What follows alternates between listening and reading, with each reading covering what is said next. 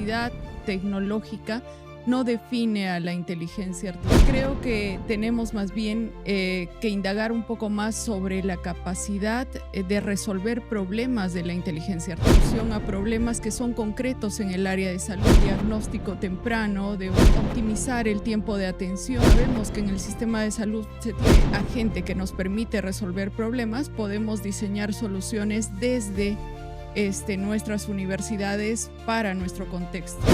Desarrollando en el área de salud con IA, tengo que convocar a los médicos, tengo que convocar a los pacientes y tengo que conversar con ellos. Una IA que esté alejada de la situación real y del contexto no va a lograr obtener los resultados que nosotros queremos. Ese interés por no solamente hacer investigación y que quede en laboratorio, Claro. sino que pueda ser un impacto real pero no. Lo que tenemos que ver son las bases, que son los datos. Estos datos crudos deberían de estar estudiados.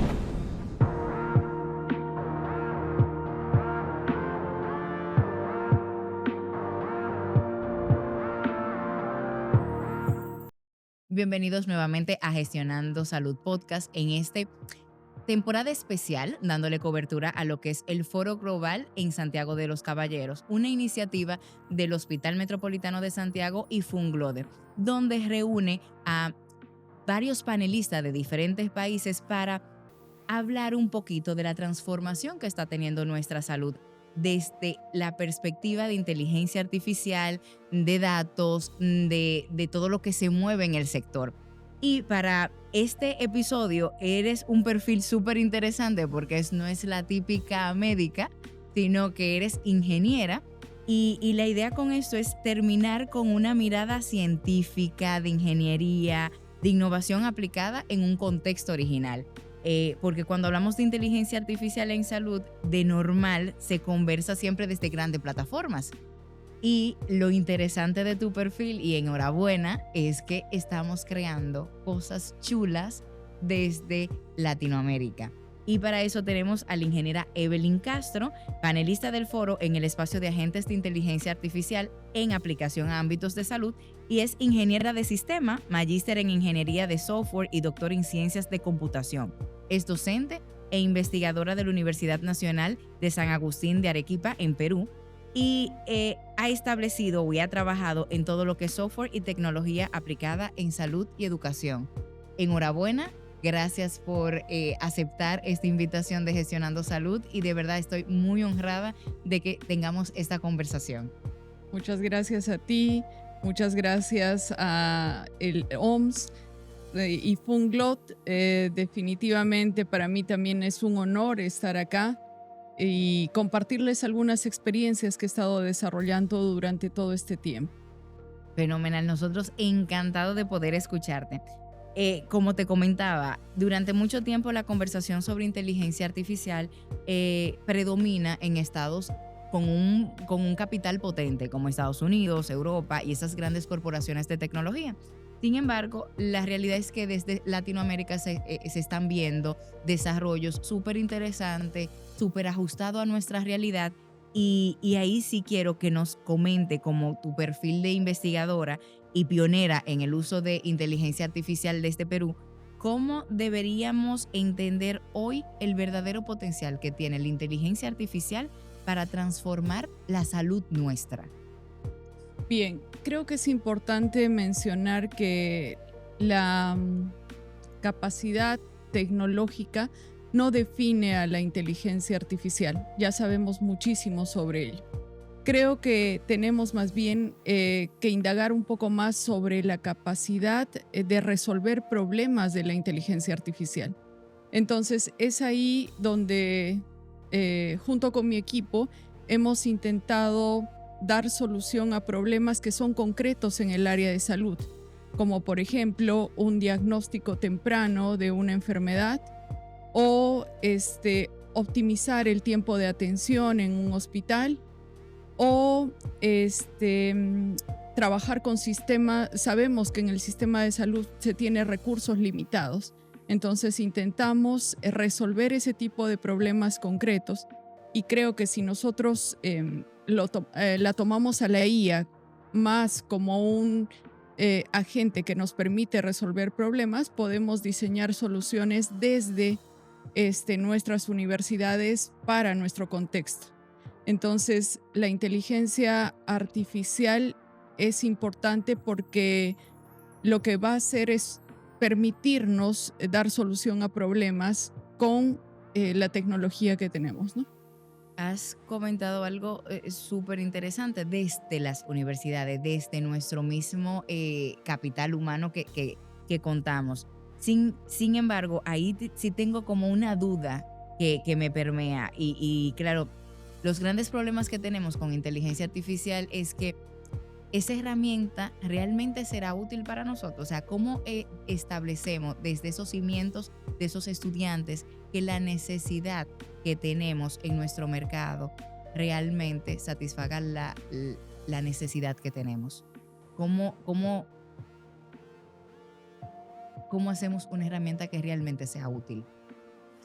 Es interesante la pregunta porque nos hace repensar y hemos estado en ese ambiente, ¿no? Primero, éramos equipos solitarios, pero después hemos ido incorporando investigadores de diferentes áreas. Por ejemplo, si me estoy desarrollando en el área de salud con IA, tengo que convocar a los médicos, tengo que convocar a los pacientes y tengo que conversar con ellos. Una IA que esté alejada de la situación real y del contexto no va a lograr obtener los resultados que nosotros queremos.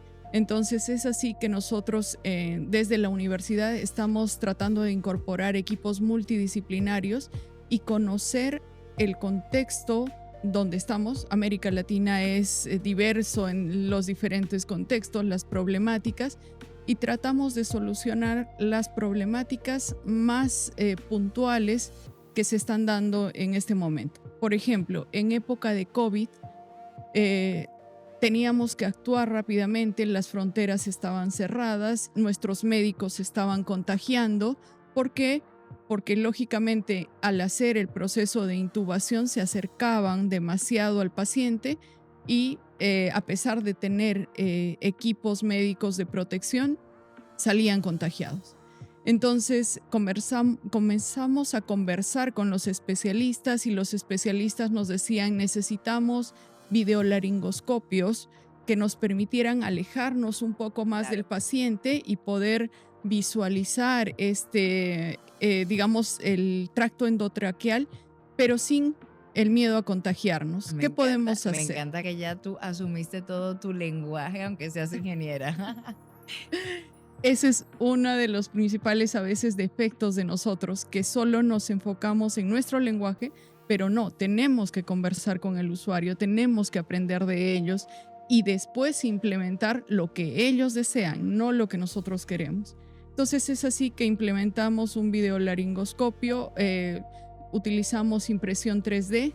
En ese momento nos pusimos a actuar y poner manos a la obra y donamos 50 videolaringoscopios a nuestros hospitales y ahí empezó, me parece, todo el camino que hasta ahora estoy recorriendo, ¿no?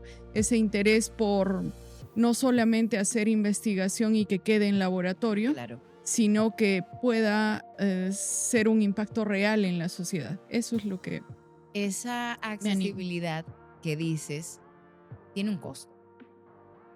Tiene un costo y como bien dices, la salud es muy cara. Siempre lo han conversado. La salud es cara. Producir, investigar es caro. ¿Cómo realmente tú entiendes que la IA también ayuda a reducir esos costes y a eficientizar de cierta forma esa accesibilidad de que nos comentas? creo que principalmente la inteligencia artificial nos está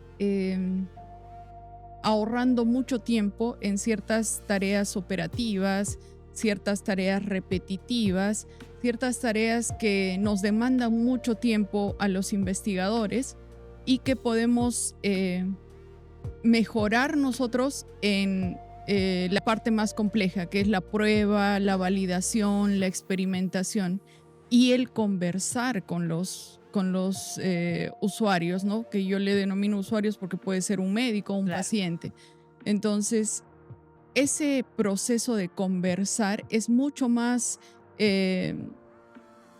valioso para nosotros que simplemente el poder programar unas líneas de código, porque hoy en día tenemos que varias herramientas de inteligencia artificial generativa lo pueden hacer. Entonces, nos va a cortar muchísimo ese tiempo, nos va a ayudar a mejorar la herramienta que nosotros estemos creando. Muchas veces al médico le va a dar la confianza necesaria porque va a saber que lo que él está interpretando, queriendo construir, viene de él y no simplemente de un ingeniero de sistemas, ¿no? Claro, me estás diciendo que básicamente viene a reducir esa curva de aprendizaje y de prueba-error para enfocarte en lo importante, en las validaciones, en que esa herramienta que hablábamos anteriormente sea útil. Sí. ¿Qué tan fácil es? Porque se dice muy fácil, pero realmente esto conlleva primero detectar el problema para saber si te puedo echar la manito aquí en esto y facilitarte la vida.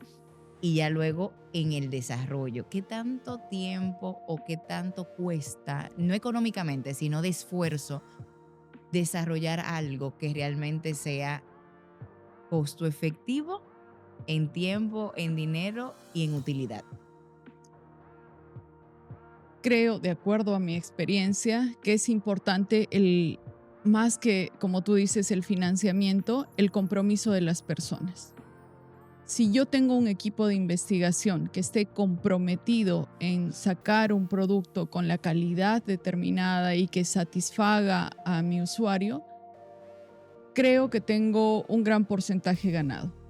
No solamente con el talento humano que estamos entrenando, sino también con los colegas investigadores que tenemos. Entonces, si uno no tiene un propósito, si uno no tiene un compromiso, difícilmente esto va a salir adelante. Entonces, yo apelo un poco más a ese compromiso y a ese interés del equipo de trabajo de sacar adelante un resultado.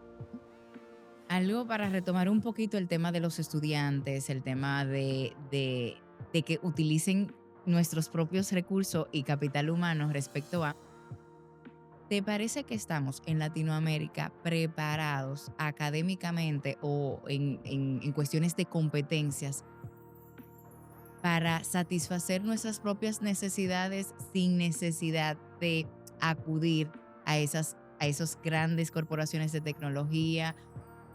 Y si no, ¿qué tú entiendes que a nosotros no está fallando, que no hemos dado con ese empuje y que nosotros podamos arrancar en ese sentido?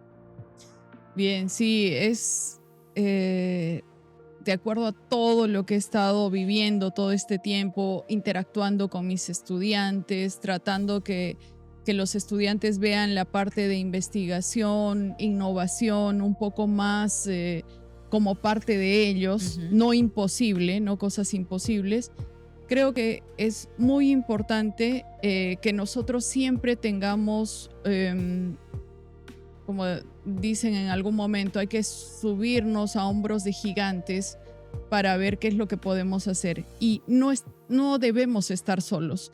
Debemos de tener una compañía, una asesoría. Y en este caso nosotros desde la universidad lo que hemos hecho ha sido contratar consultorías con universidades del extranjero. Vale. Porque en realidad a los europeos, a los americanos, no les interesa mucho nuestra problemática. A eso iba. Y esa es nuestra oportunidad para nosotros. Ellos pueden desarrollar dispositivos para su realidad, etcétera, pero nosotros nos quedamos huérfanos. Y en este caso, sí, nosotros nos apoyamos de universidades de fuera, hacemos ese tipo de convenios, nos enseñan.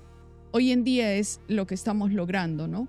Porque digamos, para aplicar la tecnología 3D en nuestros videolaringoscopios, nosotros tuvimos antes una asesoría y consultoría de cómo realizar dispositivos en 3D con las impresoras que teníamos. Entonces, eso nos fue sirviendo. O sea, las personas tenemos que estar capacitadas, pero no lo sabemos todo.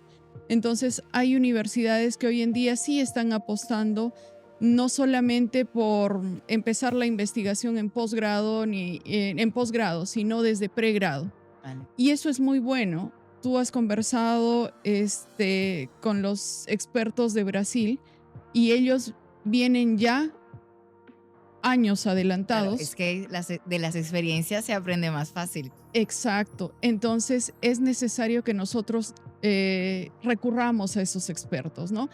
Es más, ellos en Brasil tienen un curso de iniciación científica y razón por la cual tienen mayor cantidad de publicaciones, etcétera, porque inician desde pregrado. Nosotros estamos haciendo algo similar. Desde el Consejo Nacional de Ciencia y Tecnología, yo pertenecí a un conjunto de mujeres, 13 mujeres a nivel nacional, Wow. que formularon ciertos mecanismos, políticas para mejorar la parte de investigación y hemos instalado semilleros de investigación en algunas universidades, donde ahí los estudiantes empiezan a ver que desde primeros años pueden ayudar y generar productos pequeños y que necesitan consultoría, y vamos aprendiendo y vamos generando ya una cultura de investigación desde Desde pequeños. Ajá. Qué interesante, ¿eh? Enhorabuena, de verdad que claro, esos pininos lo cuentas tan natural, pero yo sé que te costó y Sí. les costó, y lo que más me enorgullece y que qué bonito que sean mujeres. Gracias. Gracias. El tema del feminismo me puede un poquito, entonces de verdad que enhorabuena. Claro, y estos pininos se ven reflejados en los desarrollos que has hecho, o sea, en los desarrollos que ustedes en Perú están haciendo con el tema de la salud, y me parece magistral. Ahora bien, eso conlleva todos esos desarrollos, toda esa investigación, todo ese boom mediático que tiene ahora mismo la inteligencia artificial, un tema de cuáles son esos controles y limitantes éticos y técnicos que no podemos ignorar al momento de incorporar esas inteligencias artificiales al sector y más en el de salud. ¿Cuáles tú entiendes que son esos elementos que, mira, no son negociables? Ujú. Uno de ellos es, me parece que puedo ubicar 3, Vale. ¿ya? Uno de ellos es la data de calidad y sesgo que muchas veces existe en esta data, ¿no? Al momento de capturarla. 2 podría ser que la transparencia entre los modelos de aprendizaje que nosotros estamos implementando. No tienen que ser cajas negras para el usuario, tiene que ser algo que él entienda que lo que estamos poniendo ahí es lo que él nos dijo, ¿no? No es algo. Y tercero, creo que es importante que nosotros tratemos de ver que todos estos datos que han sido recopilados de forma no estructurada puedan ser analizados correctamente y estructurarlos, ¿no? Sí, es mucho trabajo. Telita. Es mucho trabajo, pero creo que es realmente lo que necesitamos antes de pensar en los algoritmos, ¿no? Claro.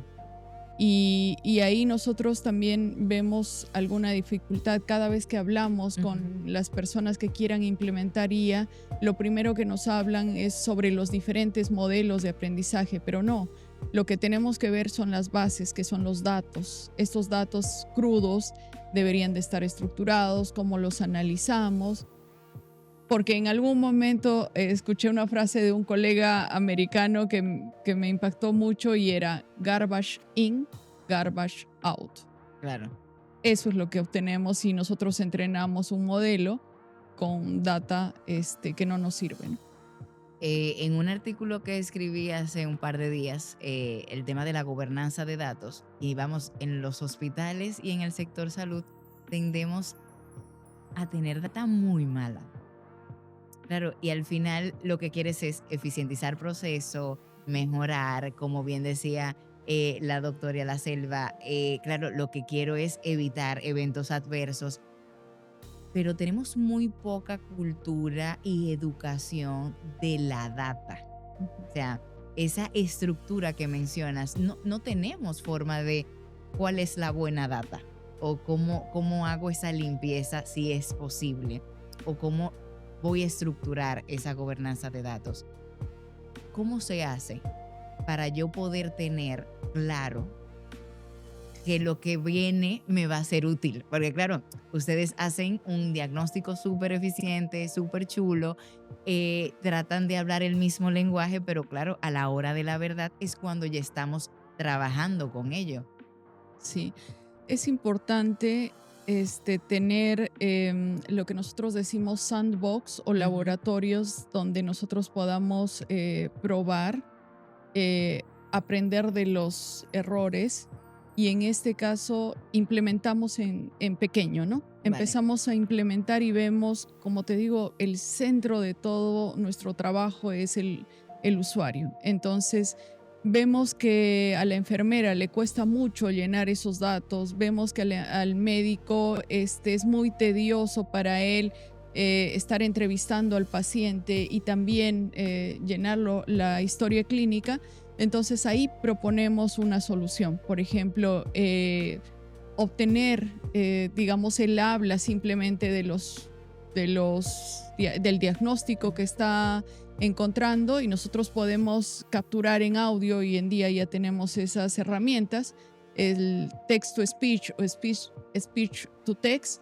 Obtenemos esa información y le evitamos ese problema al médico, ¿no? Entonces ya uno tiene ya mayor confianza Claro. con la herramienta porque está viendo que está obteniendo lo que él dice y así sucesivamente hasta que este producto ya sea bien validado, probado. No es una tarea sencilla, como decía. Nada. Sí, y ya lo ponemos en prueba ya en una institución de salud donde se puede ya implementar a la par del sistema antiguo, ¿no? Trabajito, ¿eh? Sí. Trabajito. Hemos hablado a lo largo de nuestra conversación cómo la idea es eficientizar las operaciones asistenciales, el tema de nosotros poder tener la gobernanza y que el paciente, o sea, que todo ese esfuerzo de esa herramienta sea en pro a la experiencia del paciente. Ahora bien, ¿cómo convertir ese conocimiento, esa investigación e innovación en soluciones realmente prácticas y que realmente pueda satisfacer las necesidades que tenemos en América Latina? En primer lugar, participar directamente con el usuario. No podemos inventarnos las cosas. En segundo lugar, creo que es importante que nosotros nos demos cuenta que hay un ciclo de desarrollo e innovación. Investigación, Ujú. validación clínica rigurosa, la parte de implementación y la parte de transferencia de tecnología. Vale. Si este ciclo no se cierra, solamente tenemos prototipos, buenas intenciones en el laboratorio y no podemos llegar con soluciones al paciente. Entonces es importante para nosotros que empecemos, creo que las tres primeras partes las tenemos un poco cubiertas, pero necesitamos que las instituciones empiecen a pensar en agilizar los procesos de transferencia de tecnología y en salud la reglamentación que existe para dar permiso a los dispositivos médicos que vienen de la academia, ¿no? Entonces Vale. es importante que ellos crean que no solamente se tienen que importar los dispositivos médicos. En Perú sucede eso, que no hay una reglamentación para los productos que se crean desde Perú, solamente que se importan. Entonces, no podemos generar muchos más productos, tenemos que esperar a que la reglamentación mejore y bueno, es un trabajo arduo, ¿no? Entonces, cerrar ese ciclo. Es importante nuevamente lo digo, la parte de investigación, validación clínica rigurosa, la implementación y la transferencia de tecnología. Has dicho dos elementos importantes que me gustaría destacar. Has hablado primero de la regulación, lo limitada que está respecto a la evolución que estamos teniendo. Vamos a 1000 por hora para diagnóstico, para establecer nuevas herramientas, pero claro, ¿qué pasa con ese respaldo? Y lo otro que me ha llamado poderosamente la atención también es el tema de la data, de la información, de la transferencia de esa tecnología con datos sensibles. ¿Qué entiendes tú como una alternativa a esa solución? Porque vamos a ver, a nivel legal siempre vamos a estar más rezagados. ¿Qué entiendes tú que sería un elemento diferenciador para que esos desarrollos tengan finales felices con ese ciclo que mencionas y que sea seguro también para el paciente y las instituciones de salud? Y definitivamente el hecho de la seguridad no está en juicio, ¿no? Sabemos que nosotros queremos cumplir con la reglamentación de las instituciones que velan por la salud de los pacientes, pero creo que necesitamos un apoyo un poco más alto, ¿no? El gobierno tiene que, en Perú, hay una entidad que es el CONCITEC que está dando financiamiento para desarrollar investigación, desarrollar productos que puedan transferirse, etc. Si esta